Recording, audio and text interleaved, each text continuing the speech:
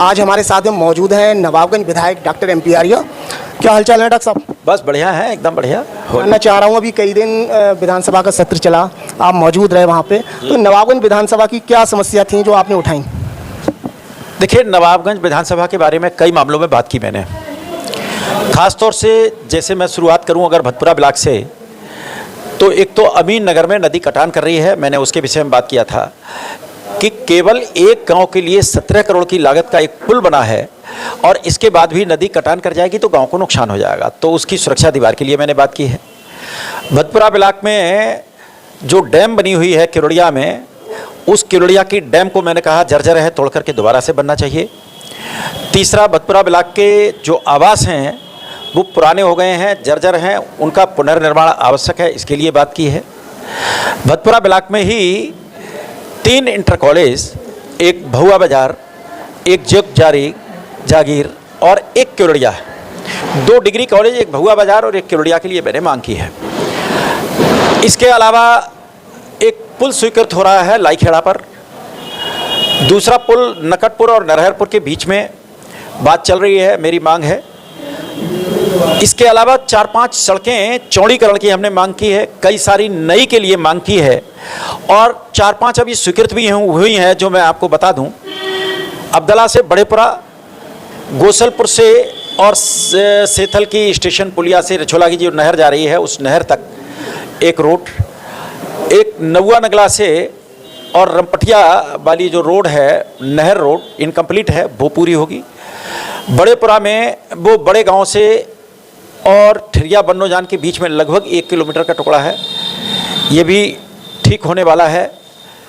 इसके अलावा एक कॉजवे बनने वाला है पेहनिया नदी पर, ये सब काम स्वीकृत हो गए हैं। इसके अलावा भी बहुत सारे काम मैंने दिए हैं। इसके अलावा डॉक्टर साहब, आपके एजेंडे में नवाबगंज का रोडवेज था, कृषि महाविद्यालय था, आपने उस मामले को लेकर आप मुझे लग रहा है आपने ऊपर बात भी पहुंचाई थी, तो उसमें कुछ हुआ अभी तक? हाँ, मैं बताता हूँ आपको। नवाबगंज का रोडवेज का काम प्रोसेस में चल रहा है। इसका कई जगह को समुचित पाया गया है और अब इस काम को आगे बढ़ाने के लिए डीएम के पास में पत्र आ गया है।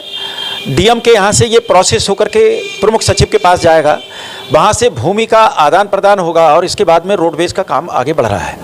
लेकिन कृषि विश्वविद्यालय की जहाँ तक बात है, तो चूँकि ये जो फॉर्म है हमारा गरेम में, ये सीड प्रोडक्शन का फॉर्म है, इसलिए इस जगह पर विश्वविद्यालय बनना संभव नहीं है। अगले जो 4 साल बचे हैं आपके एजेंडे में ऐतिहासिक कार्य हों जो आगे लोग याद करें, जैसे कि आप पेशे से डॉक्टर हैं, तो आप नहीं चाहते हैं कि नवाबगंज विधानसभा में कोई बड़ा अस्पताल हो? सोच रहे हैं कुछ ऐसा? देखिए, इसके लिए मैंने बात की है और एक बड़ा चिकित्सालय, लेकिन उससे पहले जो हमारी CHC है नवाबगंज की, इसको ही और उच्चीकृत करके बढ़िया एक अस्पताल बने, इसमें सारी सुविधाएं हों, जैसे डिजिटल एक्सरे हो, अल्ट्रासाउंड हो, CT MRI की बात हो, जांच कराने के लिए जो हेल्थ ATM लग रहे हैं ये लगें, इसके लिए बात हमारी चल रही है। दूसरे, मैं एक अभिनव योजना नवाबगंज में लाने वाला हूँ। कहीं पर 3-4 बीघा जगह देख करके एक बड़ा पुस्तकालय बनवाने की प्रयासरत हूँ, जगह ढूंढ रहा हूँ, जिस पुस्तकालय में केवल ऐसा नहीं है कि पुस्तकें ही जाओ और मतलब वहाँ से इशू कराओ या वैसे पढ़ो, बल्कि वहाँ पढ़ने के लिए बढ़िया व्यवस्था और प्रोजेक्टर वगैरह से कोई पढ़ाना चाहे, कोई ई-बुक वगैरह देखना चाहे, ई-स्टडी करना चाहे, उसके लिए भी जगह होगी। कोई बड़े बढ़िया लेक्चर्स अगर अच्छे विद्वान लोगों के होने होंगे तो उसके लिए वहाँ पर हॉल बनवाएंगे, बाहर अच्छे पेड़ लगाकर उनके नीचे बेंचें वगैरह डाल करके और विद्यार्थियों के लिए पढ़ने की सुविधा उपलब्ध कराएंगे। ये सारी व्यवस्था कर रहे हैं और वहाँ पर पिन ड्रॉप साइलेंस रहे, केवल और केवल पढ़ाई का माहौल रहे, इस तरह का वातावरण तैयार करने का प्रयास कर रहे हैं। साहब, इसके अलावा जानना चाह रहा हूँ, जैसे आयुष्मान योजना है जिसमें प्रत्येक परिवार को 5 लाख रुपए तक का इलाज फ्री होता है, आपका हॉस्पिटल भी है, आप डॉक्टर हैं, तो मैं ये जानना चाह रहा हूँ, जैसे शहर में बहुत से हॉस्पिटल ऐसे हैं जो आयुष्मान का इलाज वहाँ नहीं होता है, वो रजिस्ट्रेशन वहाँ नहीं कराते हैं आयुष्मान योजना में, कि जहाँ पे कोई भी अगर पेशेंट जा रहा है अपना कार्ड लेके, तो वो लोग कहते हैं भाई हमारे यहाँ रजिस्ट्रेशन नहीं है इसका, हम इलाज नहीं करा सकते। तो क्या कहेंगे इसको लेकर? बहुत सी ऐसी गंभीर बीमारी हो जाती है, न्यूरो से जुड़ी हो जाती हैं या कोई भी और समस्या बड़ी हो जाती है, लेकिन वो लोग हॉस्पिटल मना कर देते हैं साफ साफ, तो इंसान मजबूरी में डिस्ट्रिक्ट जाता है या छोटे मोटे अस्पताल में आता है, आखिर में उसकी डेथ हो जाती है। तो बहुत बड़ी ये समस्या है, इसको लेकर क्या कहेंगे? देखिए, आयुष्मान के बारे में जहाँ तक है, मेरा हॉस्पिटल है नवाबगंज के अंदर और डॉक्टर ए.के. गंगवार का हॉस्पिटल, ये आयुष्मान योजना से जुड़े हुए हैं। लेकिन हर अस्पताल में सब तरह का इलाज नहीं होता है। आयुष्मान में भी फिक्स है कि आपके अस्पताल में किस किस मर्ज के इलाज होंगे।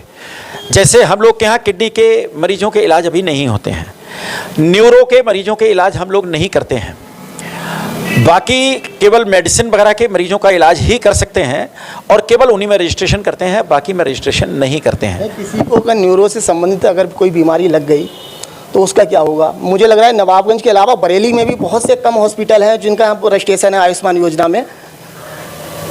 देखिए, बरेली में कई सारे हॉस्पिटल हैं जो इलाज करते हैं बरेली के अंदर। बहुत कम करते हैं, मुझे लग रहा है 10% करते होंगे। लेकिन जो जो हॉस्पिटल वहाँ पर इस चीज़ के लिए रजिस्टर्ड हैं वो इसमें इलाज करते हैं। हर एक मर्ज के लिए अलग अलग हॉस्पिटल रजिस्टर्ड हैं और जो जिसके लिए कहना चाहिए पोर्टल पर है, केवल उन्हीं का इलाज कर सकता है। फेसबुक पे लगातार, व्हाट्सएप पे सक्रिय रहते हैं, आप पोस्ट डालते हैं लखनऊ से कि एक्सरसाइज करते हुए। नवाबगंज में कहाँ एक्सरसाइज करते हैं? यहाँ तो कोई पार्क है ही नहीं। देखिए, नवाबगंज में पहले अपने घर पे ही योग व्यायाम करता था। अब मैं अपने कॉलेज पर जाता हूँ और वहाँ पर योग व्यायाम करता हूँ नियमित रूप से।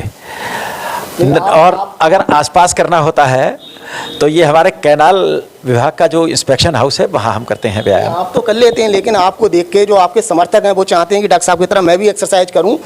तो डॉक्टर साहब तो अब विधायक भी बन गए हैं, लेकिन नवाबगंज के जो पार्क है उनकी हालत तो मुझे लग रहा है बहुत खस्ता है। लगता ही नहीं है ये पार्क है या रास्ता है या खेत है, क्या है? तो कुछ करेंगे उस पर काम?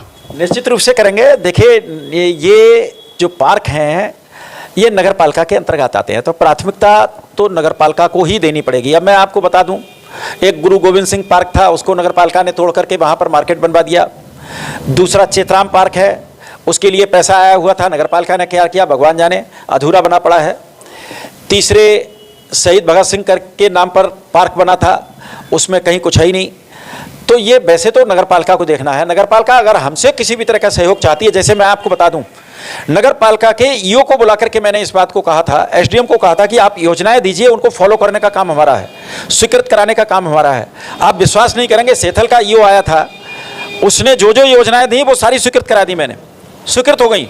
मेरे पास मतलब कहीं मैसेज आ गया कि आपने नगर पालिका से संबंधित जो योजनाएं दी हैं वो आपकी स्वीकृत हो गई। नवाबगंज वालों ने इतना जहमत नहीं उठाई कि वो एक मतलब प्रोजेक्ट बना देते, योजना बनाते, उस योजना को आगे बढ़ाते और वहाँ जाकर के देते, तभी तो स्वीकृत होती। भाई मेरा काम तो उन योजनाओं को स्वीकृत कराना है, उनका फॉलो करना है, ये काम मेरा है, वो मैं करता रहूँगा। फिलहाल मानते नहीं है नगर पालिका के कर्मचारी? आपकी बात मान नहीं रहे हैं नगर पालिका के कर्मचारी क्या? देखिए, बात मानने ना मानने की मतलब नहीं है। नगर पालिका एक स्वायत्त शासी संस्था है, वो उस पर ऐसा नहीं है कि जोर दबाव हो। हम लोग तो उन्हें सलाह दे सकते हैं, काम और विकास की जिम्मेदारी उनकी है। अगर वो नहीं ही करेंगे तो ये बाद में देखेंगे क्या करना है। इसके अलावा मैं जानना चाह रहा हूँ, एक नवाबगंज विधानसभा के एक समाज सेवी हैं रमेश गंगवार जी। ये देखा गया था पिछले उन्होंने 4 प्रोग्राम करे थे जो कन्याएँ थीं उनके विवाह के, तो वो अपनी उनने ग्राम पंचायत जो है उनकी वहाँ पे करे थे। कौन सी ग्राम पंचायत है? गांव दलील नगर में। लेकिन उसके बाद में वो विधानसभा का चुनाव लड़े, तैयारी करी उन्होंने, टिकट के लिए आवेदन करा, टिकट उन्हें नहीं मिल पाया। इस बार से उन्होंने वो प्रोग्राम बरेली में करा है और चर्चाएं ये भी चल रही, वहाँ पे डॉक्टर एम पी आर्या भी नहीं पहुँचे और जो यहाँ के सांसद हैं बरेली के संतोष गंगवार जी वो भी नहीं पहुँचे। तो कुछ लोग ये कह रहे हैं, कहीं क्या कहें, आप क्या कहेंगे इसको लेकर? देखिए, उनका कार्यक्रम सोमवार के दिन था, 27 तारीख को कार्यक्रम था। ऐसा नहीं है, उन मुझसे मिलकर के भी आए थे, कार्ड भी दे करके आए, इनवाइट भी कर करके आए थे। माननीय संतोष गंगवार जी को भी उन्होंने इनवाइट किया था। लेकिन चूंकि विधानसभा का सत्र चल रहा था, मैं लखनऊ में था, सत्र छोड़ करके नहीं आ सकता था। माननीय संतोष गंगवार जी अपने संसदीय कार्य में व्यस्त थे, उनकी भी इच्छा थी आने की, लेकिन चूँकि इस तरह का दिन हो गया कि उस दिन कोई भी जनप्रतिनिधि वहाँ पहुँच नहीं सका। ये सवाल मैं इसलिए कर रहा हूँ ना, नवाबगंज विधानसभा में चर्चाएं शुरू हो गई हैं। बोले जब विधानसभा में प्रोग्राम था तब उन्हें विधानसभा टिकट के लिए दावा करा, अब लोकसभा में यानी बरेली शहर में उन्हें प्रोग्राम कराया, कहीं ऐसा ना हो वो सांसदी के लिए दावा ठोके। तो आपको लग रहा है कुछ ऐसा हो सकता है? देखिए, चर्चाएं तो तरह तरह की चलती रहती हैं और चर्चाओं को किसी का मुंह थोड़ी रोक लोगे। दूसरी बात यह है कि उनके मन की बात कौन जान सकता है, ये तो वो जाने। और डॉक्टर साहब 3 दिन बाद होली है, होली का पर्व है। पिछली बार जैसे जश्न के साथ आपने होली मनाई, क्या इस बार वैसी मनाई जाएगी या कुछ अलग सोच रहे हैं? देखिए, कार्यक्रम मैं बहुत ज़ोरदार करने वाला था, लेकिन चूंकि मेरे भतीजे की डेथ हो गई थी इस बार में, तो परिवार में गमी की होली होने की वजह से बहुत ज़्यादा कुछ नहीं करूँगा, लेकिन जो लोग घर पे आएंगे उनका स्वागत सम्मान करेंगे।